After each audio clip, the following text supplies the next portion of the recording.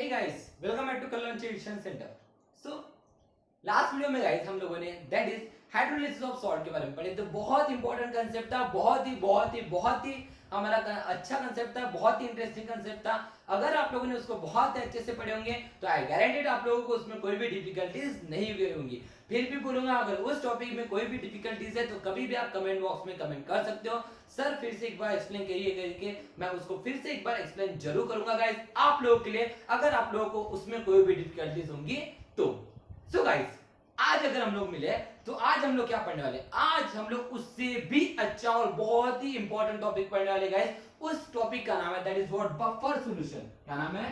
Buffer solution. सबसे पहली बात यही बोलूंगा गाइस कि बहुत इंपॉर्टेंट टॉपिक है, लेकिन ये टॉपिक आप लोगों को तभी समझेगा जब आप लोग पूरे पूरे पूरे कंसंट्रेशन से इस वीडियो को देखोगे। अगर मान के चलिए एक भी मिनट के लिए आप लोगों का कंसंट्रेशन हटा तो आई गारंटेड गाइस आप लोगों को 100% आखिरी तक के होने वाली चीजें समझ में नहीं आएंगी, क्योंकि ये टॉपिक है ही वैसा, फुल ऑफ कंसंट्रेशन के ऊपर डिपेंड करता है। तो चलो देखते हैं क्या होता है बफर सॉल्यूशन का मतलब। देखिए, बफर सॉल्यूशन का मतलब क्या होता है? Any solution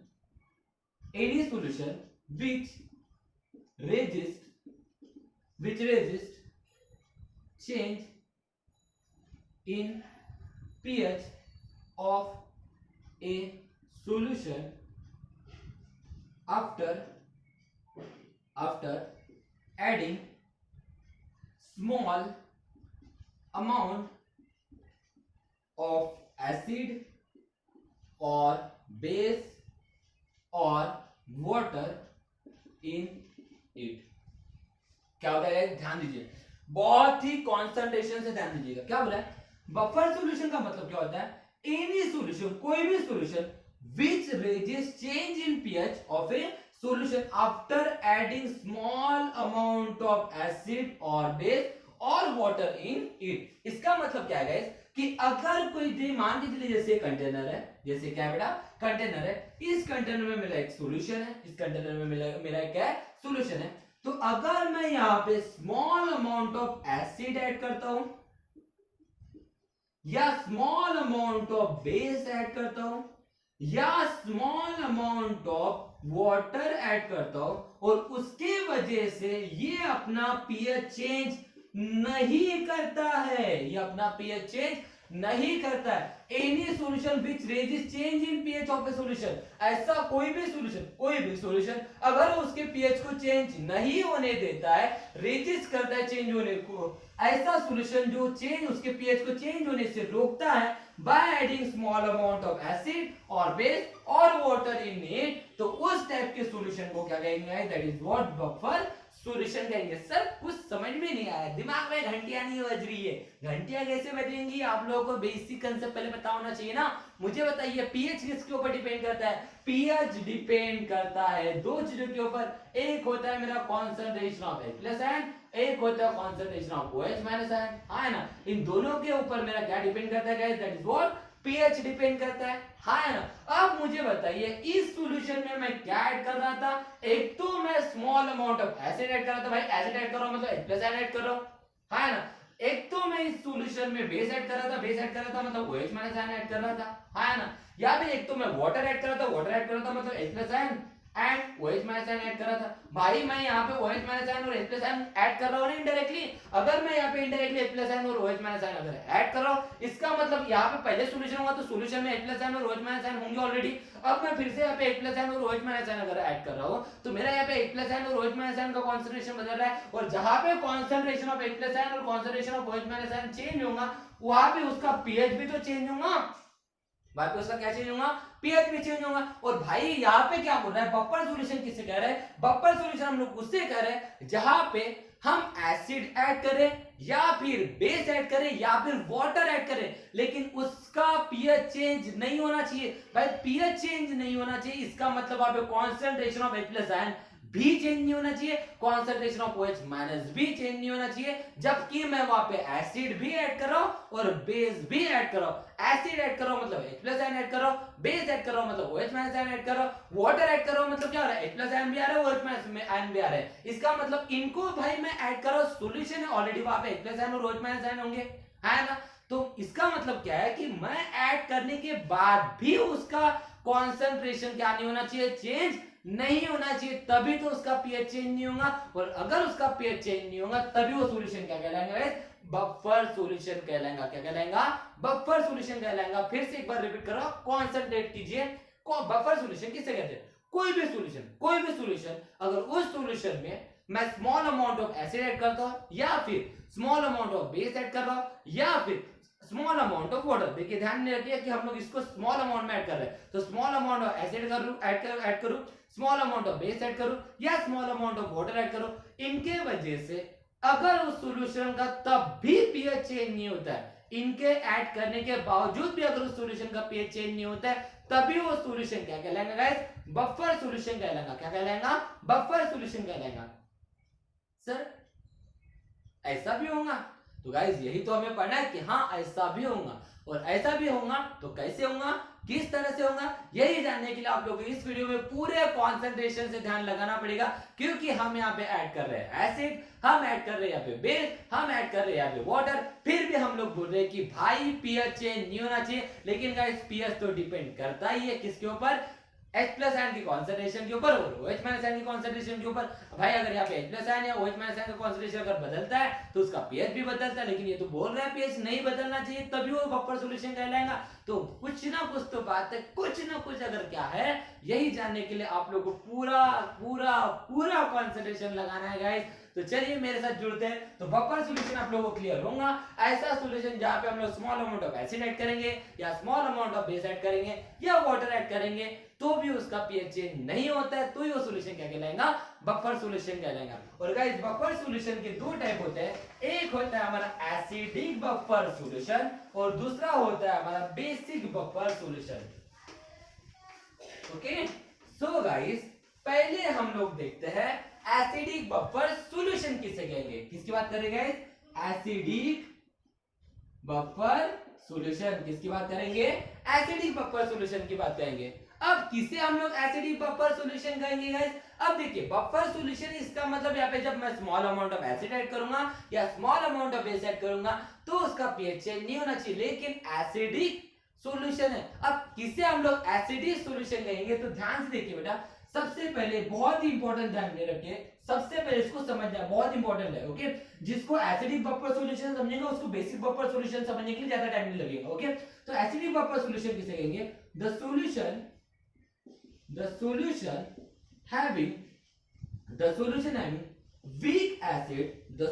having weak acid and its salt with strong base called as acidic buffer solution. ध्यान दीजिए कि बहुत इंपॉर्टेंट चीज बोल रहा हूं, ऐसा सॉल्यूशन, द सॉल्यूशन हैविंग, ऐसा सॉल्यूशन जिसमें वीक एसिड होगा and it's salt with strong base. मतलब क्या है, मतलब ये है guys, that is acidic buffer solution उस सॉल्यूशन का होगा जो मेरा बनाऊंगा वीक एसिड से और सॉल्ट से। किससे बनाऊंगा गाइस, वीक एसिड से एंड सॉल्ट से। बट सॉल्ट कैसे बनता है मुझे पता है, सॉल्ट एसिड से बनता है और बेस से बनता है, पर यहां पे क्या बोला है बेटा, यहां पे सबसे इंपॉर्टेंट चीज क्या है, ऐसा सॉल्यूशन जो वीक एसिड और सॉल्ट से बनेगा, लेकिन ये सॉल्ट किससे बना होना चाहिए, देखिए weak acid and it's salt बोला, इसका मतलब ये सॉल्ट उसी के वीक एसिड से बना होना चाहिए विथ स्ट्रॉन्ग बेस। एंड किससे बना होना चाहिए बेटा, स्ट्रॉन्ग बेस। इसका मतलब ये सॉल्यूशन, किस सॉल्यूशन को हम लोग एसिडिक बफर सॉल्यूशन कहेंगे, ऐसा सॉल्यूशन जो वीक एसिड से और सॉल्ट से बनाऊंगा, लेकिन ये सॉल्ट हम जो बनाऊंगा वो उसी वीक एसिड से मतलब जैसे मान के चलिए CH3COOH, ये मेरा वीक एसिड है ना, तो ये जो सॉल्ट है बेटा, ये सॉल्ट में भी क्या होगा बेटा, इसी वीक एसिड के आयन होना चाहिए, इसी वीक एसिड के क्या होना चाहिए बेटा, आयन होना चाहिए। इसका मतलब CH3COOH को हम लोग क्या लिख सकते हैं, CH3COO minus plus H+ ion, है ना, ऐसा और ना। तो देखिए बेटा ये सॉल्ट जो बेटा, ये जो सॉल्ट है बेटा, सॉल्ट कैसे बनता है, एसिड और बेस से बनता है। तो ये जो सॉल्ट होना चाहिए, ये सॉल्ट इसी वीक एसिड का होना चाहिए, और बेस का होना चाहिए बेटा, बेस कौन होना चाहिए, स्ट्रॉन्ग बेस होना चाहिए। तो मैं यहाँ पे बोल सकता हूँ सॉल्ट यहाँ पे किससे बना होना चाहिए, वीक एसिड से, और बेस कौन सा होना चाहिए, स्ट्रॉन्ग बेस। बेस का होना चाहिए, स्ट्रॉन्ग बेस होना चाहिए। तो किसे हम लोग एसिडिक बफर सॉल्यूशन लेंगे,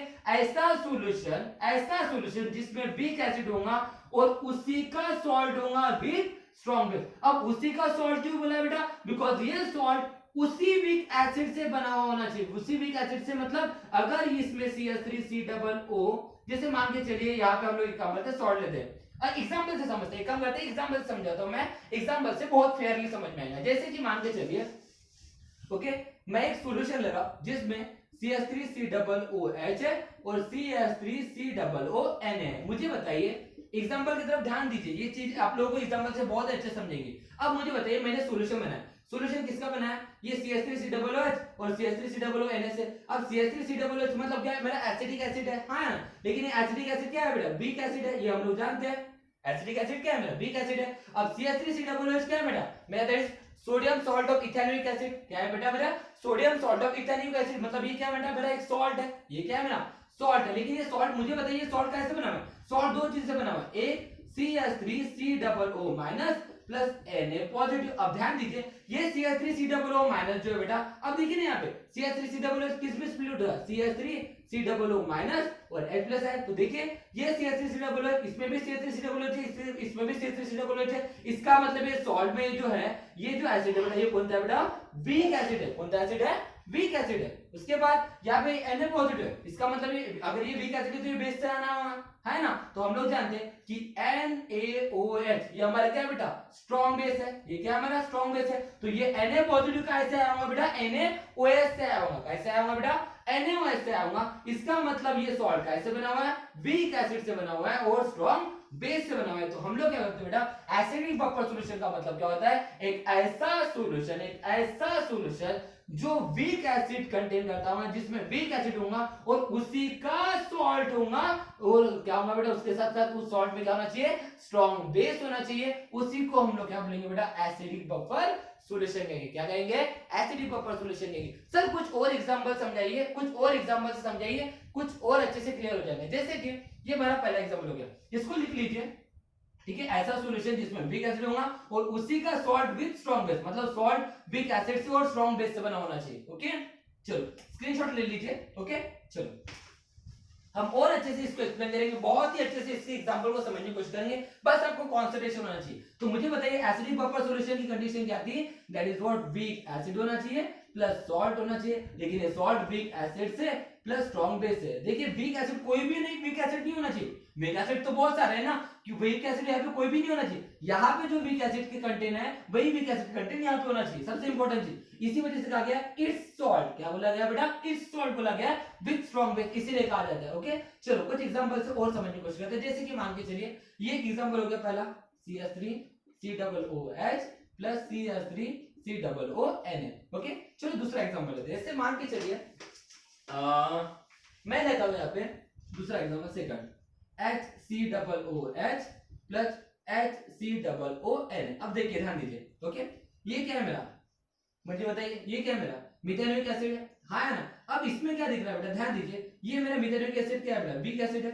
अब ये क्या है बेटा, sodium salt of methanoic acid. अब इसमें ये sodium salt of methanoic acid है, इसका मतलब ये सॉल्ट है। अब देखिए सॉल्ट कैसे बना होना चाहिए, उसी के वीक एसिड से और स्ट्रॉन्ग बेस से बना होना चाहिए। देखते हैं, तो ये क्या है, HCOO minus plus Na positive. तो देखिए उसी के वीक एसिड से बना हुआ ये सॉल्ट है, और ये Na कहां से आया होगा, NaOH से आया होगा, और NaOH क्या है मेरा, स्ट्रॉन्ग बेस है। इसका मतलब ये क्या बेटा, ये वीक एसिड है और स्ट्रॉन्ग बेस है। तो क्या बोलते हैं बेटा, ऐसा सॉल्यूशन जिसमें वीक एसिड होगा और उसी का सॉल्ट विद क्या होगा बेटा, स्ट्रॉन्ग बेस होगा, उसको हम लोग क्या कहेंगे, एसिडिक बफर सॉल्यूशन कहेंगे। क्या कहेंगे, एसिडिक बफर सॉल्यूशन कहेंगे।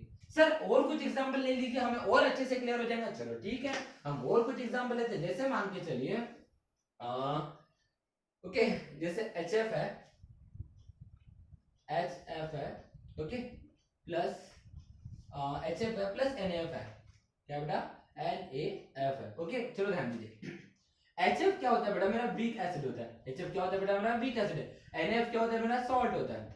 ओके देखिए अब ये सॉल्ट कैसे बनाना चाहिए, उसी के वीक एसिड से सॉल्ट कैसे बनना चाहिए, स्ट्रॉन्ग बेस होना चाहिए, है ना। अब मुझे बताइए HFC क्या है बेटा, F माइनस आयन, तो ये F माइनस आयन प्लस ये क्या है Na पॉजिटिव, तो ये F माइनस आयन कैसे आया बेटा, इसी में से आया होगा, है ना, इसी में से, मतलब इसमें से नहीं, कोई तो भी जो मतलब सॉल्ट ऐड किया है वो उसी के आयन से बना होना चाहिए, मतलब वही वीक एसिड से बना होना चाहिए, तो ये हो गया मेरा वीक एसिड। और Na पॉजिटिव जो है, Na पॉजिटिव क्या है 100% ये NaOH से आया होगा, और NaOH क्या है मेरा स्ट्रॉन्ग बेस है, इसका मतलब क्या है बेटा कि वीक एसिड और उसी के सॉल्ट विद स्ट्रॉन्ग बेस से जो हमारा सॉल्यूशन बनेगा उसको हम लोग क्या कहेंगे, एसिडिक बफर सॉल्यूशन लेंगे, क्या कहेंगे, एसिडिक बफर सॉल्यूशन लेंगे। देखिए इन सब में वीक एसिड ले रहे हैं, क्या ले रहे हैं बेटा, वीक एसिड, बिकॉज़ हम लोग पढ़ रहे हैं एसिडिक बफर सॉल्यूशन, क्या पढ़ रहे हैं, एसिडिक बफर, एसिडिक बफर है इसी वजह से वीक एसिड है, बट बेस क्या होना चाहिए फिर सॉल्ट का बेस होना चाहिए स्ट्रॉन्ग, सॉल्ट का बेस क्या होना चाहिए बेटा, स्ट्रॉन्ग। चलो और एक एग्जांपल लेता हूं, लास्ट एग्जांपल लेता हूं और अच्छे समझने की कोशिश कीजिए। जैसे कि मान के चलिए H2S है, H2S है प्लस H2F है प्लस K2F है, ओके। या फिर दूसरा एग्जांपल लेता हूं, जैसे मान के चलिए ये वाला एग्जांपल बेहतर रहेगा, जैसे HCN plus NaCN, okay. HCN ये वीक एसिड है, ये NaCN क्या है, NaCN मेरा सॉल्ट है, लेकिन ये सॉल्ट कैसे बना होगा, एसिड और बेस से बना होगा, तो देखते हैं। यहाँ पे वीक एसिड होना चाहिए, यही वाला वीक एसिड होना चाहिए और स्ट्रॉन्ग बेस होना चाहिए, देखते हैं। तो देखिए NaCN में Cn माइनस, है ना, Cn माइनस और Na पॉजिटिव, तो देखिए ये Cn माइनस आया है इसी वीक एसिड से, है ना, उसी का वीक एसिड होना चाहिए, तो देखिए है उसी का वीक एसिड, सॉल्ट में उसी का वीक एसिड है, और Na पॉजिटिव ये कहां से आया होगा, NaOH से आया होगा, और NaOH क्या मेरा स्ट्रॉन्ग बेस है, इसका मतलब क्या होना चाहिए, उसी का वीक एसिड, उसी का मतलब उसी का सॉल्ट, उसी वीक एसिड का सॉल्ट विद क्या होना चाहिए, स्ट्रॉन्ग बेस। तो देख सकते हैं ये सॉल्ट उसी के वीक एसिड से और स्ट्रॉन्ग बेस से बना हुआ है, इसका मतलब ये सॉल्यूशन क्या कहलाएगा, ये सॉल्यूशन हमारा कहलाएगा एसिडिक बफर सॉल्यूशन, क्या कहलाएगा गाइस, एसिडिक बफर सॉल्यूशन। समझ में आया गाइस, मैंने चार एग्जांपल लिया ताकि आप लोगों को ये चीज समझ में आए। तो क्या होता है एसिडिक बफर सॉल्यूशन का मतलब, एक ऐसा सॉल्यूशन जिसमें वीक एसिड होगा और उसी वीक एसिड से रिलेटेड हमारा सॉल्ट होगा, और उस सॉल्ट में हमारा बेस क्या होना चाहिए, लेकिन स्ट्रॉन्ग बेस होना चाहिए, बेस क्या होना चाहिए, स्ट्रॉन्ग बेस होना चाहिए, उसको हम लोग कहेंगे एसिडिक बफर सॉल्यूशन। अब एसिडिक बफर सॉल्यूशन है क्या है बेटा, ये एसिडिक बफर सॉल्यूशन है, लेकिन ये बफर सॉल्यूशन है, लेकिन इसको हम लोग बफर सॉल्यूशन कब कहेंगे, जब इसमें स्मॉल अमाउंट ऑफ एसिड या स्मॉल अमाउंट ऑफ बेस या small amount of water add करूंगा तो उसका पीएच चेंज नहीं होना चाहिए, पीएच चेंज नहीं होना चाहिए, इसका मतलब वहां पे H+ आयन और OH- आयन कंसंट्रेशन चेंज नहीं होना चाहिए। तो इसका मतलब हमें क्या करना पड़ेगा बेटा, उसका वर्किंग देखना पड़ेगा, क्या देखना पड़ेगा, वर्किंग देखना पड़ेगा।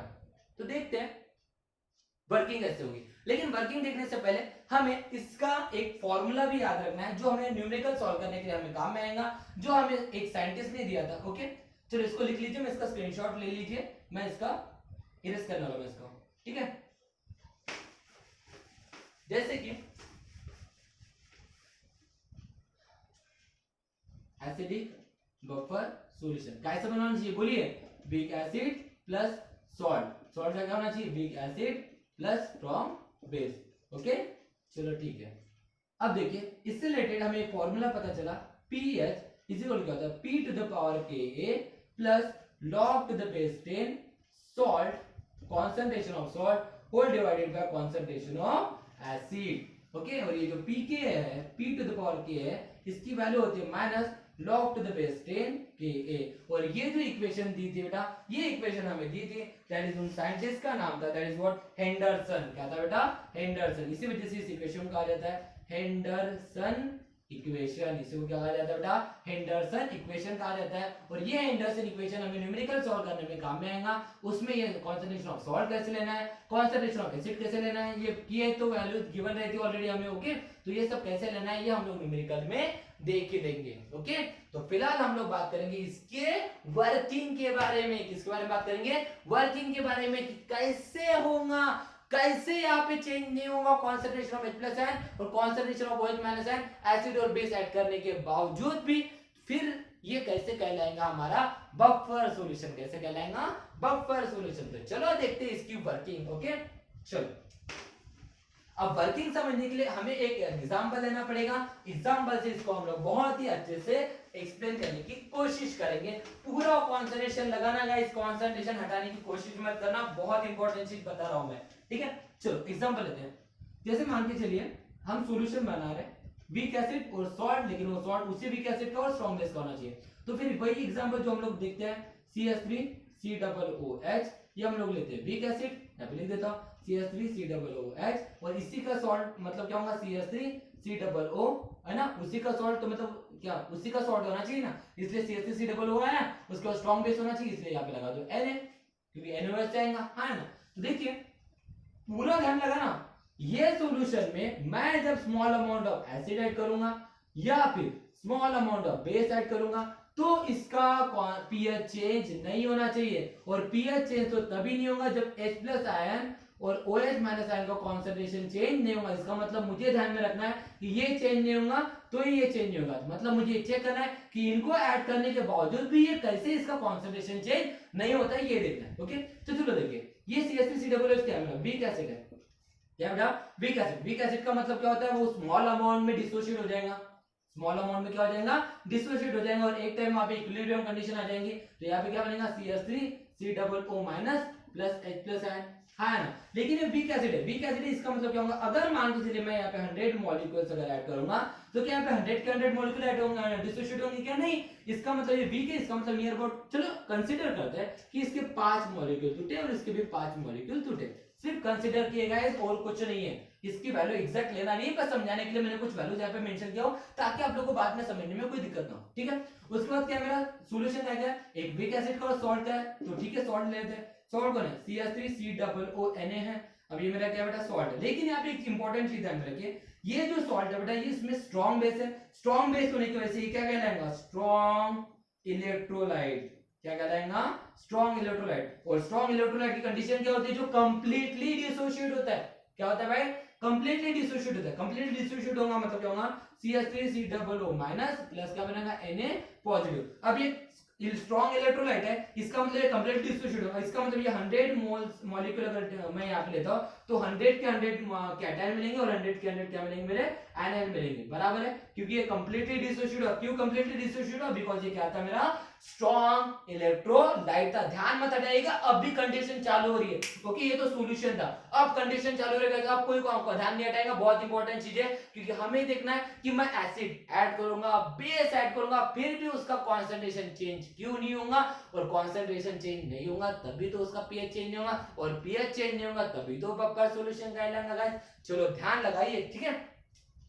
अब पहली कंडीशन लगाते हैं, जब मैं यहाँ पे ऐड कर रहा हूं एसिड, क्या ऐड कर रहा हूं गाइस, एसिड ऐड कर रहा हूं, ध्यान लगाइए। बोलो मुझे बताइए एसिड ऐड करना मतलब क्या ऐड करना, एसिड ऐड किया इसका मतलब यहाँ पे H+ आयन बढ़ेंगे, क्या बढ़ेंगे, H+ आयन बढ़ेंगे, अरे हाँ है ना। देखिए ध्यान से सोचिए, मैंने क्या किया, ये मेरा सॉल्यूशन है, इस सॉल्यूशन में देखिए, इस सॉल्यूशन में फिलहाल तो मेरे पास H+ आयन इतने ही है, मतलब अगर कंसीडर किए 5 मोल, इसका मतलब फिलहाल यहाँ पे H+ आयन का कॉन्सेंट्रेशन इतना ही है, मान सकते हैं, कंसीडर अगर करते हैं तो मतलब इतना ही कॉन्सेंट्रेशन है, ओके, इस सॉल्यूशन में फिलहाल इतना ही कॉन्सेंट्रेशन है, ओके।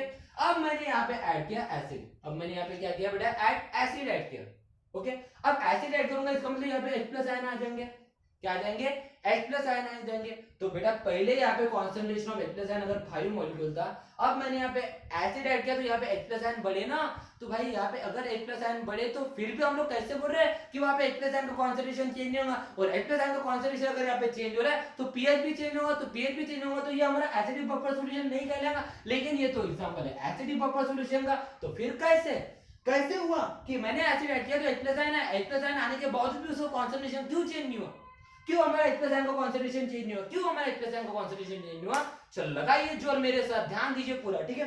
अब क्या हुआ बेटा, जैसे मैंने एसिड ऐड किया तो ये H+ आयन क्या करते हैं बेटा, ये H+ आयन इस CH3COO- के साथ रिएक्ट हो जाते हैं। जैसे ही मैंने यहाँ पे एसिड ऐड किया तो यहाँ पे H+ आयन क्रिएट हो जाएंगे, और ये H+ आयन क्या करेंगे बेटा, इस CH3COO- ये जो सॉल्यूशन का ये जो मेरा सॉल्यूशन का CH3COO माइनस है, इसके साथ जाके क्या हो जाएंगे बेटा, रिएक्ट हो जाएंगे। याद रखिए हम जो यहाँ पे एसिड और बेस ऐड कर रहे हैं, ये स्मॉल अमाउंट में ऐड कर रहे हैं। कैसा ऐड कर रहे हैं बेटा, स्मॉल अमाउंट में, बहुत स्मॉल अमाउंट में रहेगा, नहीं तो पता चलता है आप जितना चाहे उतना मर्जी से ऐड करोगे। और यहाँ पे कोई कंडीशन नहीं है कि स्मॉल अमाउंट में मैं ऐड करो, इसका मतलब यहाँ पे 5 मॉलिक्यूल ऐड कर रहा हूँ या कितना ऐड करो, ऐसा वाली कंडीशन नहीं है, बस स्मॉल अमाउंट में लेना है। ओके, वो प्रैक्टिकली ये सब चीजें होती है। ओके चलो, तो अगर मैंने यहाँ पे स्मॉल अमाउंट में एसिड ऐड किया, तो स्मॉल अमाउंट में एसिड ऐड किया तो यहाँ पे H+ क्रिएट हो जाएंगे। तो H+ क्रिएट होने के बाद क्या होता है बेटा, यहाँ पे H+ का कॉन्सेंट्रेशन बढ़ता नहीं है, जैसे यहाँ पे H+ क्रिएट हो जाते हैं, ये H+ क्या करते हैं बेटा, यहाँ के इस सॉल्यूशन के इस CH3COO माइनस के साथ रिएक्ट कर जाते हैं। ओके, जैसे ही CH3COO माइनस के साथ ये H+ ये जैसे CH3COO माइनस के साथ रिएक्ट हो जाएंगे, तो क्या बनेगा बेटा मेरा, CH3COOH बन जाएगा। हाँ है ना। तो देखिए यहाँ पे पहले CH3COO था मेरा, वीक एसिड था ना, अब मेरे यहाँ पे फिर से CH3COOH बना। इसका मतलब यहाँ पे कॉन्सेंट्रेशन ऑफ, पहले ये इतना था, जैसे मान लीजिए ये हमारा 100 मोल था ना, अब उसमें ये भी ऐड हो चुका है। हाँ है ना। इसका मतलब यहाँ पे CH3COOH का कॉन्सेंट्रेशन क्या हो जाएगा, बढ़ जाएगा। CH3COOH का कॉन्सेंट्रेशन क्या हो जाएगा बेटा, बढ़ जाएगा। तो अगर यहाँ पे CH3COOH का कॉन्सेंट्रेशन अगर बढ़ता है, तो क्या ये फिर से CH3COOH क्या मेरा डिसोशिएट होगा क्या, क्योंकि सॉल्यूशन इक्विलिब्रियम कंडीशन में रहना चाहिए, सॉल्यूशन का कंसंट्रेशन मेंटेन रहना चाहिए। तो फिर सॉल्यूशन का कंसंट्रेशन मेंटेन करने के लिए क्या ये CH3COOH फिर से डिसोशिएट होगा क्या गाइस, नहीं। अगर ये फिर से डिसोशिएट होगा तो यहाँ पे H+ का कंसंट्रेशन बढ़ेगा, लेकिन ये फिर से सॉल्यूशन का कंसंट्रेशन, देखिए सॉल्यूशन में CH3COOH का कंसंट्रेशन बढ़ा, लेकिन CH3COOH का कंसंट्रेशन बढ़ने के बावजूद भी ये CH3COOH जो मेरा वीक एसिड था, ये फिर से डिसोशिएट नहीं होगा बेटा। और इसकी वजह क्या है बेटा, बिकॉज यहाँ पे देखिए ये H+ है, यहाँ के CH3COO माइनस के साथ रिएक्ट हुए, लेकिन यहाँ पे बहुत सारे CH3COO माइनस थे, क्योंकि ये मेरा कंप्लीटली डिसोशिएट हो गया था। हाँ, अब ये मैंने स्मॉल अमाउंट में एसिड ऐड किया, तो यहाँ पे स्मॉल अमाउंट में H+ आयन होंगे, और ये स्मॉल अमाउंट यहाँ के कुछ अगर CH3COO माइनस के साथ अगर रिएक्ट भी कर जाते हैं, तब भी यहाँ पे बहुत सारे नंबर ऑफ अमाउंट में यहाँ पे क्या होंगे बेटा, मेरे CH3COO माइनस आयन होंगे, उसके वजह से उसको कोई अफेक्ट नहीं करेगा, बिकॉज यहाँ पे भी CH3COO माइनस है और यहाँ पे भी CH3COO माइनस है, तो यहाँ पे भी CH3COO माइनस है, यहाँ पे भी CH3COO माइनस है। इसको कहते हैं बेटा कॉमन आयन इफेक्ट। तो यहाँ पे क्रिएट होता है बेटा कॉमन आयन इफेक्ट, क्योंकि यहाँ पे भी वही आयन है, यहाँ पे भी वही आयन है। तो यहाँ पे अगर कुछ यूज भी हो गए, जैसे 100 में से मान के चलिए 5 यूज भी हो गए होंगे, अगर कंसीडर करते हैं अगर यहाँ पे 5 H+ आयन है, तो यहाँ पे 100 में से 5 अगर यूज भी हो गए होंगे, या फिर अगर मैंने मान के चलिए यहाँ पे 2 H+ आयन है और यहाँ से अगर 2 H+ आयन यूज भी हो गए, तब भी इसको कोई असर गिरेगा क्या, नहीं गिरेगा ना, क्योंकि यहाँ पे भी CH3COO माइनस है, यहाँ पे भी CH3COO माइनस है, और यहाँ पे लार्ज अमाउंट में, तो लार्ज अमाउंट में होने की वजह से यहाँ पे ये क्या दिखेंगे बेटा, यहाँ पे भी CH3COO माइनस है, यहाँ पे भी CH3COO माइनस है, तो इसकी वजह से यहाँ पे क्या क्रिएट होगा बेटा, कॉमन आयन इफेक्ट क्रिएट होगा। क्या क्रिएट होगा बेटा, कॉमन आयन इफेक्ट क्रिएट होगा। अब सर ये कॉमन आयन इफेक्ट क्या होता है सर, ये हम लोग लास्ट वीडियो में बात करेंगे, बिकॉज इसका वीडियो हम लोगों का बनना अभी भी बाकी है कॉमन आयन इफेक्ट का, उसमें आप लोगों को समझ में आ जाएगा। लेकिन यहाँ पे कॉमन आयन होने की वजह से यहाँ पे कॉमन आयन इफेक्ट हो जाएगा, और कॉमन आयन इफेक्ट क्रिएट होने की वजह से ये मेरा CH3COOH फिर से डिसोशिएट नहीं होगा। और अगर ये CH3COOH फिर से डिसोशिएट नहीं होगा, क्योंकि यहाँ पे कॉन्सेंट्रेशन तो बढ़ा, लेकिन कॉमन आयन इफेक्ट की वजह से, कॉमन आयन इफेक्ट की वजह से ये CH3COOH फिर से डिसोशिएट नहीं होगा, और फिर से डिसोशिएट नहीं होगा, इसका मतलब ये H+ आयन का कॉन्सेंट्रेशन नहीं बढ़ेगा, H+ आयन का कॉन्सेंट्रेशन नहीं बढ़ेगा। तो यहाँ पे H+ आयन के कॉन्सेंट्रेशन के ऊपर कोई इफेक्ट गिरा क्या, नहीं। एसिड तो ऐड किया मैंने, एसिड ऐड करने के बावजूद भी मेरा H+ आयन का कॉन्सेंट्रेशन चेंज नहीं हुआ, तो H+ आयन का कॉन्सेंट्रेशन चेंज नहीं हुआ, इसका मतलब यहाँ पे pH चेंज होगा क्या, नहीं। अरे भाई मुझे बताइए ना, pH का मतलब क्या होता है, that is minus log to the base 10 concentration of H+ ion होता है ना, और POH का मतलब क्या होता है, minus log to the base 10 concentration of OH minus, ये ऑलरेडी पढ़ा चुका है ना। इसका मतलब इसी के ऊपर डिपेंड हमारा pH करता है। तो यहाँ पे H+ आयन का कॉन्सेंट्रेशन चेंज हुआ क्या, एसिड ऐड किया, लेकिन यहाँ पे H+ आयन का कॉन्सेंट्रेशन चेंज हुआ क्या, नहीं। अगर यहाँ पे H+ आयन का कॉन्सेंट्रेशन चेंज नहीं हुआ है, इसी का मतलब यहाँ पे एसिड ऐड करने के बावजूद भी यहाँ पे H+ आयन का कॉन्सेंट्रेशन नहीं हुआ, H+ आयन का कॉन्सेंट्रेशन चेंज नहीं हुआ, इसका मतलब pH चेंज नहीं हुआ, और pH चेंज नहीं हुआ, इसका मतलब सॉल्यूशन क्या कहलाएगा, एसिडिक बफर सॉल्यूशन कहलाएगा। ये सॉल्यूशन क्या कहलाएगा, एसिडिक बफर सॉल्यूशन कहलाएगा। और ये सब क्यों हुआ, बिकॉज एसिड ऐड करने के बाद ये उसके साथ रिएक्ट हुआ, इसका कॉन्सेंट्रेशन बढ़ा, लेकिन कॉमन आयन इफेक्ट होने की वजह से, क्योंकि यहाँ पे बहुत सारे आयन अभी भी बचे, बहुत सारे आयन बचे। अरे भाई मैंने 100 डाला तो 100 में से अगर 2 यूज है तो 98 है, बहुत है, और यहाँ पे ऑलरेडी ये भी है, तो इसकी वजह से उतना कोई डिफरेंस क्रिएट नहीं होगा, बिकॉज यहाँ पे कॉमन आयन है, कॉमन आयन की वजह से वो कॉन्सेंट्रेशन को मैनेज कर लेंगे। Is that clear? तो इसको फिर से डिसोशिएट होने की जरूरत नहीं है, और फिर से डिसोशिएट नहीं होगा तो H+ आयन का कॉन्सेंट्रेशन चेंज नहीं होगा। Is that clear? तो ये गाइस थी बात जब मैंने क्या ऐड किया, एसिड ऐड किया। ओके चलो जल्दी से स्क्रीनशॉट ले लीजिए बिकॉज हमने बेस ऐड करके भी देखना है। ओके चलो, अगर मान के चलिए मैं इस बार ऐड कर रहा हूं बेस, इस बार क्या ऐड कर रहा हूं गाइस, बेस। ओके चलो इस बार ऐड कर रहा हूं बेस, तो क्या होगा देखते हैं। ठीक है, इक्वेशन फिर से भाई CH3COOH, वीक एसिड है इसलिए डिसोशिएट स्मॉल अमाउंट में होगा, that CH3COO minus plus H plus ion. उसके बाद यहाँ पे क्या होगा CH3COONA, ये हमारा स्ट्रॉन्ग इलेक्ट्रोलाइट है तो ये कंप्लीट डिसोशिएट होगा, दैट CH3, ये लार्ज कॉन्सेंट्रेशन रहेगा इसका हमेशा क्योंकि ये हमारा स्ट्रॉन्ग इलेक्ट्रोलाइट है तो कंप्लीट डिसोशिएट होगा, CH3COO minus plus Na positive. अब मैंने इस बार क्या ऐड किया बेटा बेस, लेकिन ध्यान में रखना स्मॉल अमाउंट में भूलना मत। ओके बहुत ही कम अमाउंट में ऐड कर रहे हो। ओके नहीं तो आप बोलोगे कितना भी ऐड कर लोगे तो 100% यहाँ पे कुछ ना कुछ कॉन्सेंट्रेशन चेंज होगा ना। ठीक है, अब मैंने ऐड किया बेटा बेस, बेस ऐड करूंगा मतलब यहाँ पे OH माइनस आएंगे, अरे है ना।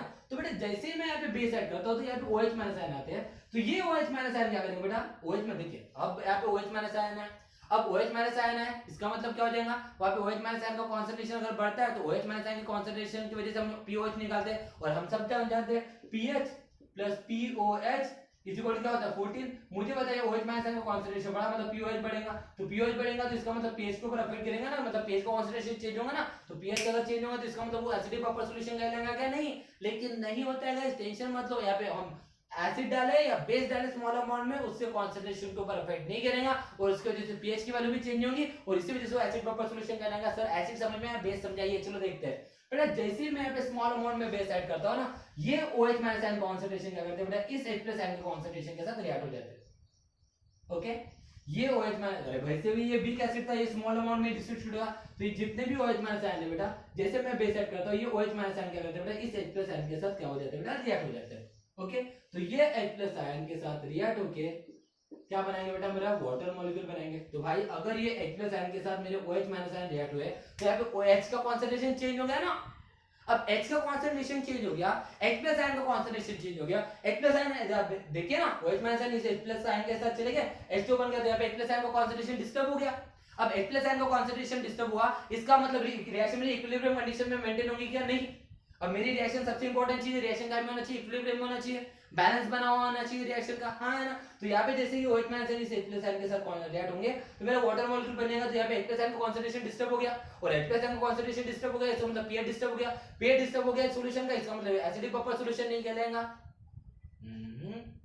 बिल्कुल नहीं गाइस, देखते जाइए क्या होगा। अब क्या होगा गाइस, जैसे ही H plus ion OH minus ion के साथ रिएक्ट होगा तो H2O बन जाएगा, तो इसी वजह से अब देखिए यहाँ पे H प्लस आयन का कंसंट्रेशन चेंज हो गया, तो रिएक्शन क्या होंगी, बैलेंस होंगी क्या, नहीं, क्योंकि रिएक्शन इक्विलिब्रियम कंडीशन में होना चाहिए, उसके लिए क्या होना चाहिए बेटा, ये कैटन और एनायन क्या होना चाहिए, इक्वल होना चाहिए, हाँ ना। अभी ये तो हमारे डिस्टर्ब हो गए, अब डिस्टर्ब हो गए तो रिएक्शन को बैलेंस करने के लिए टू बैलेंस रिएक्शन को बैलेंस करने के लिए इस बार क्या होगा बेटा, इस बार जब भी नहीं होता बिकॉज जब भी कॉमन आयन इफेक्ट था ना उस समय नहीं हुआ था। ओके क्योंकि इस बार डिस्टर्ब ये चीज हुई है। ओके जब भी यहाँ से कुछ आयन से डिस्टर्ब हो गए थे लेकिन यहाँ पे कॉमन आयन थे तो ये बैलेंस हो गया था, लेकिन ये तो एक है ना, तो अगर ये एक मतलब ये सिर्फ वीक एसिड के डिस्टर्ब हुए, मतलब वीक एसिड से आए हुए ना, हाँ ना, स्ट्रॉन्ग एसिड से आए हुए थे तो कोई फर्क ही नहीं होता बिकॉज ये लार्ज अमाउंट में रहता तो कोई फर्क नहीं पड़ता। ओके तो देखिए अब क्या हुआ बेटा, जैसे ये H plus ion OH minus ion के साथ ऐड होंगे तो वाटर मॉलिक्यूल बनेंगे, तो यहाँ पे H प्लस आयन का कंसंट्रेशन डिस्टर्ब हुआ, तो इसके कंसंट्रेशन को मेंटेन करने के लिए to maintain H plus ion concentration, to maintain H plus ion concentration, H plus ion concentration को मेंटेन करने के लिए क्या होगा बेटा, ये मेरा CH3COOH भाई वैसे भी वीक एसिड था, अगर मैंने 100 मॉलिक्यूल डाला था तो अब सिर्फ 5 टूटे होंगे, तो अभी भी यहाँ पे 95 है ना, इसका मतलब क्या होगा बेटा, इस H प्लस आयन की कंसंट्रेशन को बैलेंस करने के लिए ये CH3COOH इज अगेन डिसोशिएटेड, ये क्या होगा बेटा, फिर से डिसोशिएट हो जाएगा, लेकिन ये फिर से डिसोशिएट काय के लिए होगा बेटा, to restore H plus ion concentration, इस H प्लस आयन की कॉन्सेंट्रेशन को रिस्टोर करने के लिए ये मेरा CH3COOH क्या हो जाएगा बेटा, फिर से डिसोशिएट हो जाएगा, फिर से क्या हो जाएगा बेटा, डिसोशिएट हो जाएगा। क्यों, क्योंकि यहाँ पे H प्लस आयन का कॉन्सेंट्रेशन बना रहा है और H प्लस आयन का कॉन्सेंट्रेशन बढ़ा रहेगा तो रिएक्शन क्या रहेंगे गाइस, बैलेंस रहेंगे। तो रिएक्शन बैलेंस रहना चाहिए, वहां पे इक्विलिब्रियम कंडीशन मेंटेन रहना चाहिए। तो इसी वजह से क्या हो जाएगा बेटा, जैसे मेरे H प्लस आयन OH के साथ रिएक्ट हो जाएंगे, वाटर बन जाएगा, तो इसके कॉन्सेंट्रेशन को बैलेंस करने के लिए मेरा ये CH3COOH की जो मॉलिक्यूल है ये फिर से डिसोशिएट हो जाएंगे। इस बार डिसोशिएट हुए, जब भी डिसोशिएट नहीं होते बिकॉज़ जब भी कॉमन आयन इफेक्ट की वजह से कोई फर्क नहीं पड़ा था, ओके। लेकिन इस बार H प्लस आयन का कॉन्सेंट्रेशन डिस्टर्ब हुआ, तो इसको मेंटेन करने के लिए क्या होगा बेटा, ये CH3COOH इस बार क्या होगा बेटा, डिसोशिएट होगा और ये फिर से डिसोशिएट होगा, तो फिर से मेरे H प्लस आयन की कॉन्सेंट्रेशन क्या हो जाएगा, रिस्टोर हो जाएगा। जितने पहले थे उतने फिर से मेरे H प्लस आयन यहाँ पे आ जाएंगे। तो यहाँ पे बेस ऐड करने के बावजूद भी H प्लस आयन का कॉन्सेंट्रेशन डिस्टर्ब हुआ क्या, नहीं, क्योंकि ये यूज हुए, लेकिन ये फिर से डिसोशिएट हुआ, इसने फिर से डिसोशिएट करके क्या किया बेटा, H प्लस आयन के कॉन्सेंट्रेशन को बैलेंस किया। और अगर यहाँ पे H प्लस आयन का कॉन्सेंट्रेशन डिस्टर्ब नहीं हुआ है, इसका मतलब यहाँ पे pH भी डिस्टर्ब नहीं होगा और pH भी डिस्टर्ब नहीं होगा, इसका मतलब ये सॉल्यूशन फिर से क्या कहलाएगा, एसिडिक बफर सॉल्यूशन कहलाएगा। क्या कहलाएगा, acidic buffer solution. Buffer solution ये क्यों कहलाया है, बिकॉज़ मैंने यहाँ पे स्मॉल अमाउंट में एसिड ऐड किया, तब भी H प्लस आयन के कॉन्सेंट्रेशन के ऊपर कोई फर्क नहीं पड़ा। मैंने स्मॉल अमाउंट में बेस ऐड किया, तब भी मेरे H प्लस आयन के कॉन्सेंट्रेशन पर कोई फर्क नहीं पड़ा। इसी वजह से जब मैं स्मॉल अमाउंट में एसिड ऐड करूं या स्मॉल अमाउंट में बेस ऐड करूं सॉल्यूशन में, और उसके वजह से अगर मेरा सॉल्यूशन का पीएच अगर चेंज नहीं होता है, तो उस सॉल्यूशन को हम लोग बफर सॉल्यूशन कहेंगे। लेकिन एसिडिक बफर सॉल्यूशन का कंडीशन क्या थी कि मेरा वीक एसिड होना चाहिए और सॉल्ट में क्या होना चाहिए, weak acid plus strong base होना चाहिए। इज दैट क्लियर गाइस, समझ में आया? चलो, अगर समझ में आया होगा गाइस, पूरा कॉन्सेंट्रेशन होगा तो आई डायरेक्टेड आप लोगों को एक एक चीज समझेंगे, ओके। चलो, इसका जल्दी से स्क्रीनशॉट ले लीजिए, हम लोग एक चीज और देख लेते हैं जिसको हम लोग कहेंगे बेसिक बफर सॉल्यूशन। अगर इस बार अगर आप लोगों ने फिर से ध्यान हटाया गाइस, तो मैं कुछ नहीं कर पाऊंगा, मैं पहले ही बता रहा हूं, पूरे कॉन्सेंट्रेशन से देखिएगा, ओके। चलो, तो बेसिक बफर सॉल्यूशन किसे कहेंगे, जिसको एसिडिक बफर सॉल्यूशन समझा उसको बेसिक बफर सॉल्यूशन समझने के लिए कोई दिक्कत नहीं जाएंगी, बस आपका कॉन्सेंट्रेशन बताएगा कि आपको समझ में आता है या नहीं आता है। बेसिक बफर सॉल्यूशन, देखिए एसिडिक बफर सॉल्यूशन जब था तो इसमें वीक एसिड था और इसी का सॉल्ट था, है ना, मतलब weak acid plus strong base था, है ना। अब ये बेसिक बफर सॉल्यूशन किसे कहेंगे, the solution having weak base, the solution having weak base। basic buffer solution इसलिए weak base, acidic buffer solution था इसलिए weak acid, okay। the solution having weak base and its salt उसी का salt with, अब देखिए यहाँ पे क्या था, salt में weak acid, तो यहाँ पे क्या था, strong base। अब यहाँ पे weak base तो क्या होना चाहिए, strong acid, एंड क्या होना चाहिए उसमें, स्ट्रॉन्ग एसिड, मतलब जो सॉल्ट होना चाहिए वो उसी के वीक एसिड से और स्ट्रॉन्ग, सॉरी, उसी के वीक बेस से और स्ट्रॉन्ग एसिड से बना चाहिए। जो सॉल्ट है उसी के वीक बेस से और स्ट्रॉन्ग एसिड से बना होना चाहिए, ओके। चलो एग्जांपल लेते हैं, मतलब मैं क्या बोल रहा हूं कि ये वीक बेस से प्लस सॉल्ट से होना चाहिए, लेकिन ये सॉल्ट उसी के वीक बेस से प्लस स्ट्रॉन्ग एसिड होना चाहिए, okay.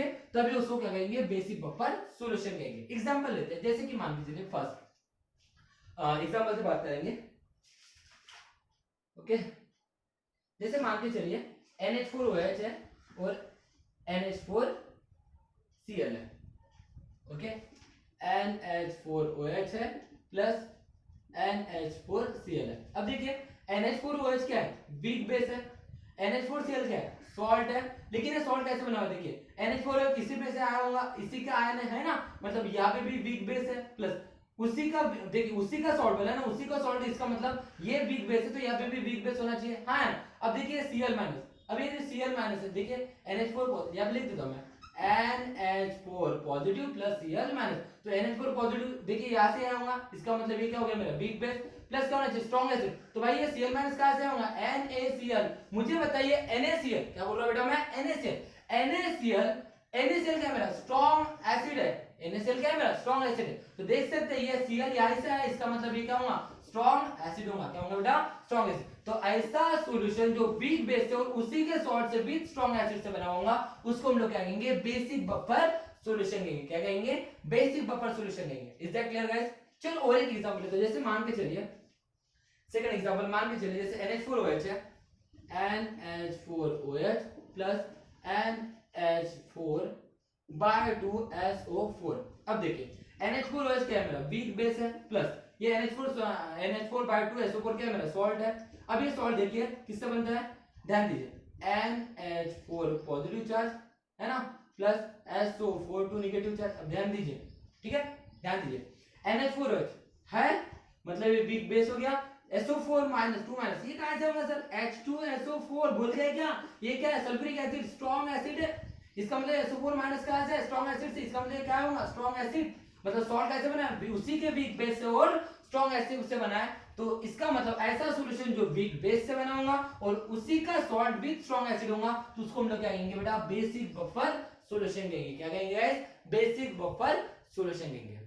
Is that clear guys? और इसी के रिगार्डिंग फिर हेंडरसन ने हमें और एक इक्वेशन दिया था जिसको हम लोग कहते हैं POH is equal to, POH is equal to होता है बेटा, that is P to the power KB plus log to the base 10 concentration of salt whole divided by concentration of base। और यहाँ पे PKB इज इक्वल क्या होगा? Minus log to the base 10 KB। क्या होगा बेटा? PKB का मतलब minus log to the base 10 KB। Okay, ये इन इक्वेशन से हम लोग क्या करेंगे बेटा? सॉल्व करेंगे। दैट इज व्हाट हमारे न्यूमेरिकल सॉल्व करेंगे। लेकिन किताब में इसका वर्किंग नहीं किया है बेटा, ध्यान दीजिए, मैं इसका वर्किंग भी एक्सप्लेन कर रहा हूं। अगर आपको पढ़ने में इंटरेस्ट है, मेरे साथ आप लोगों को जोश है कि ये चीज हम लोग बिल्कुल बहुत अच्छे समझेंगे, तो पूरे कंसंट्रेशन से जो लगाएगा इसका वर्किंग आपकी किताब में नहीं है, तो आपको मैं समझाने जा रहा हूं इसका वर्किंग की। यहाँ पे भी अगर मैं स्मॉल अमाउंट में एसिड ऐड करता हूँ, स्मॉल अमाउंट में बेस ऐड करता हूँ, तब भी इसका पीएच चेंज क्यों नहीं होता, फिर इसको वजह से इसको बफर सॉल्यूशन क्यों कहा जाता है। ध्यान दोगे तो समझेगा, ध्यान नहीं देना होगा तो छोड़ दीजिएगा, कोई मतलब नहीं है। लेकिन अगर आप लोगों को इसको बहुत अच्छे से डिटेल में समझने की इच्छा है, समझना है कि ऐसा सच में होता है कि यहाँ पे वीक एसिड और वीक बेस ऐड करूंगा तो कॉन्सेंट्रेशन चेंज होता है या नहीं होता है, और पीएच चेंज होता है नहीं है, तो देखिए, ध्यान दीजिए, लगाइए मेरे साथ जोर यहाँ पे भी, ठीक है। चलो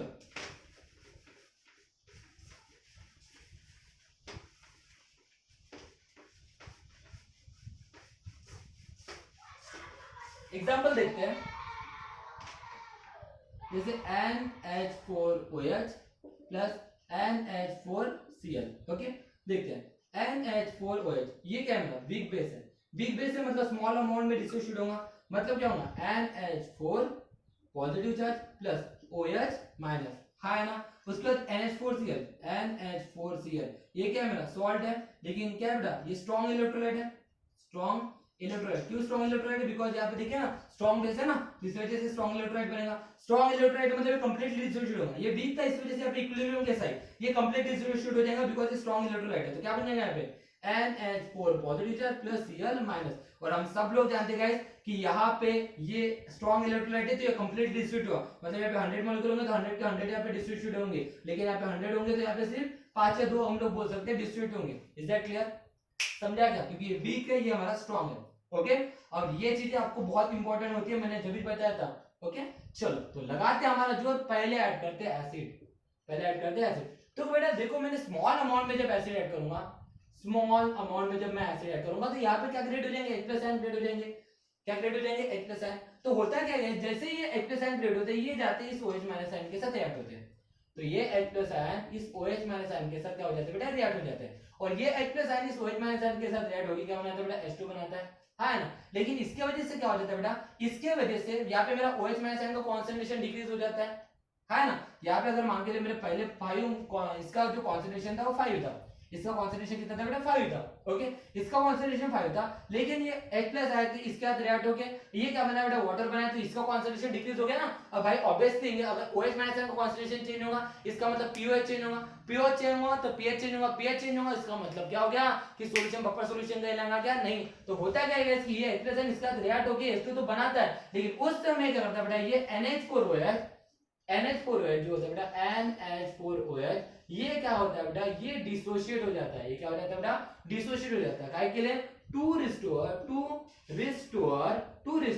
कॉन्सेंट्रेशन ऑफ OH- आयन। इस OH- क्योंकि ये डिक्रीज हुआ था ना, इसका कॉन्सेंट्रेशन डिक्रीज हुआ था बिकॉज़ ये इसके साथ रिएक्ट हो गया था, तो ये डिक्रीज हो गया था। इसके कॉन्सेंट्रेशन को रिस्टोर करने के लिए फिर ये NH4OH क्या करता है बेटा? डिसोशिएट हो जाता है, बिकॉज़ ये वीक बेस है, ये फिर से डिसोशिएट हो सकता है, इसके मॉलिक्यूल अवेलेबल है। समझ में? तो जैसे ही ये कम हो गया तो इसने उसको रिस्टोर कर लिया, जैसे ही OH- आयन कम हो गया इसने इसको रिस्टोर किया, तो इसने इसको रिस्टोर किया तो OH- आयन का कॉन्सेंट्रेशन रिस्टोर हो गया। एसिड ऐड करने के बाद भी OH- आयन का कॉन्सेंट्रेशन रिस्टोर, तो OH- आयन का कॉन्सेंट्रेशन अगर डिस्टर्ब नहीं हुआ, इसका मतलब pH उसकी वजह से pOH चेंज होगा, pOH चेंज होगा तो pH चेंज होगा, pH चेंज होगा मतलब सॉल्यूशन का कहलाएगा बेसिक बफर सॉल्यूशन कहलाएगा, एसिड ऐड करने के बावजूद भी। Is that clear guys? चलो तो अब ऐड करते हैं बेस। बेस ऐड करने के बाद क्या होगा, जैसे मान के चलिए मैंने यहाँ पे ऐड किया बेस, ऐड किया बेस मतलब यहाँ पे क्या आएगा, OH माइनस आएगा, क्या आएगा OH माइनस आयन। तो यहाँ पे ऑलरेडी OH माइनस आयन थे, ये OH माइनस आयन है, तो OH माइनस आयन का कॉन्सेंट्रेशन बढ़ेगा ना, नहीं बेटा। OH माइनस आयन आने के बाद क्या होता है, ये OH माइनस आयन इस NH4 पॉजिटिव के साथ रिएक्ट हो जाते हैं सॉल्यूशन के, ओके। और इसका कॉन्सेंट्रेशन बहुत है, लार्ज अमाउंट में इसका कॉन्सेंट्रेशन है, क्योंकि आप लोग जानते हो ये कंप्लीटली डिस्ट्रीब्यूट हो चुका है। तो इसके बाद अगर इसके साथ अगर स्मॉल अमाउंट में अगर मतलब क्या हो गया बेटा, कंबाइन हो भी गया, that is what NH4 positive charge plus OH minus क्या बनाएगा NH4OH, ओके। तो यहाँ पे NH4OH का कॉन्सेंट्रेशन क्या हो जाएगा, बढ़ जाएगा, क्योंकि NH4OH एक दूसरे के साथ मिलकर NH4OH बन जाएगा। अब NH4OH बन जाएगा, इसका मतलब NH4OH इसका कॉन्सेंट्रेशन क्या हो जाएगा, बढ़ जाएगा। और NH4OH का कॉन्सेंट्रेशन बढ़ जाएगा, ये किसका कॉन्सेंट्रेशन बढ़ जाएगा, तो इसका कॉन्सेंट्रेशन बढ़ने के बाद क्या डिसोसिएट होगा, क्या कोई जरूरत नहीं है डिसोसिएट होने की, क्यों नहीं है, बिकॉज ये इसके साथ रिएक्ट हुआ, लेकिन यहाँ पे कुछ अमाउंट में इसके साथ किसी कुछ अमाउंट के कॉन्सेंट्रेशन के साथ यहाँ पे बहुत अमाउंट में इसका आयंस है, बहुत अमाउंट में इसका आयंस है, बहुत ही इसका कॉन्सेंट्रेशन बहुत ज्यादा है इस। और यहाँ पे देखिए, यहाँ पे भी NH4 पॉजिटिव, यहाँ पे भी NH4 पॉजिटिव, इसका मतलब यहाँ पे क्या क्रिएट हो जाएगा, common ion effect, common ion effect की वजह से। देखिए यहाँ पे भी है, यहाँ पे भी, और यहाँ पे कुछ ही अमाउंट में मतलब यहाँ पे कम यूज हुआ था ना, इसका मतलब लार्ज अमाउंट में अभी बचे, और ये भी है, इसकी वजह से कॉमन आयन इफेक्ट की वजह से इसको डिसोशिएट होने की जरूरत नहीं है। और ये अगर डिसोशिएट नहीं होगा, ये अगर डिसोशिएट नहीं होगा, तो यहाँ पे OH माइनस आयन का कॉन्सेंट्रेशन बदलेगा क्या, नहीं। और अगर यहाँ पे OH माइनस आयन का कॉन्सेंट्रेशन नहीं बदला, इसका मतलब POH नहीं बदला, POH नहीं बदला मतलब pH नहीं बदला, pH नहीं बदला मतलब सॉल्यूशन क्या कहलाएगा, बफर सॉल्यूशन कहलाएगा। समझ में आया गाइस। तो इस तरह से बहुत ही प्रैक्टिकल चीज थी गाइस, जिन्होंने कॉन्सेंट्रेशन से समझे उन्हीं को ये लेक्चर समझा है, जिन्होंने इसको कॉन्सेंट्रेशन से नहीं देखे उनको ये नहीं समझेगा। लेकिन यहाँ पे क्वेश्चन मार्क है गाइस, क्वेश्चन मार्क क्या है, क्या सच में ऐसा होगा कि एसिड और बेस ऐड करने के बाद स्मॉल अमाउंट में क्यों ऐड ना करें, इनको ऐड करने के बाद क्या उनका कॉन्सेंट्रेशन चेंज नहीं होगा गाइस, और उसका पेज चेंज होगा, नहीं गाइस। एक्चुअली रियलिटी में, ये प्रैक्टिकली मतलब थियोरेटिकली है, रियलिटी में अगर देखेंगे ना गाइस, रियलिटी में हम लोग स्मॉल अमाउंट में एसिड, स्मॉल अमाउंट में बेस ऐड करेंगे, क्योंकि हमें थोड़ी पता है इसका कॉन्सेंट्रेशन कितना डिसोसिएट हुआ था और कितना कॉन्सेंट्रेशन यहाँ पे हम लोगों ने ऐड हुआ करके। तो यहाँ पे क्या होगा बेटा, जब भी ऐसा होता है, यहाँ पे रियलिटी में क्या होता है कि जब हम लोग स्मॉल अमाउंट में एसिड, स्मॉल अमाउंट में बेस ऐड करते हैं, तो उसके वजह से स्मॉल अमाउंट में ही कॉन्सेंट्रेशन चेंज होता है, और स्मॉल अमाउंट में कॉन्सेंट्रेशन चेंज होने की वजह से स्मॉल अमाउंट में ही उसका पीएच चेंज होता है, इसी वजह से उसको कंसीडर नहीं किया जाता। और अगर आपको कोई पूछे यहाँ पे अगर स्मॉल अमाउंट में पीएच अगर चेंज होगा तो कितना होगा, तो याद रखिए यूनिटी, कितना होता है बेटा, यूनिटी से उसका पीएच चेंज होता है, उस वजह से उसको कंसीडर नहीं किया जाता था। This is all about what, buffer solution. बहुत इंपॉर्टेंट था टॉपिक, बहुत ही अच्छे से अगर आप लोग इसको देखेंगे तो आप लोग समझेंगे। वीडियो समझा है या नहीं समझा, कमेंट बॉक्स में यस और नो बताइए। अगर आपका यस आएगा तो मैं समझूंगा आपको ये वीडियो समझा है, अगर आपका कमेंट आएगा नो तो मैं इसको फिर से आप लोगों के लिए एक्सप्लेन करूंगा गाइस। लेकिन डरिएगा मत, मैं आप लोगों के लिए कर रहा हूं, तो अगर समस्या है तो यस कमेंट करके जरूर बताइएगा guys. Thank you so much guys, have a nice day. इसकी एक चीज बहुत इंपॉर्टेंट बताने जा रहा हूं, इससे कुछ मुझे लगता है एप्लीकेशन वगैरह है, थ्योरेटिकल है, कुछ चीजें 4-5 है किताब में गिवन है, उसको पढ़ लीजिएगा, उतना आप लोग कर सकते हो, मैं इतना आप लोगों के ऊपर भरोसा करता हूं। Thank you so much guys, have a nice day.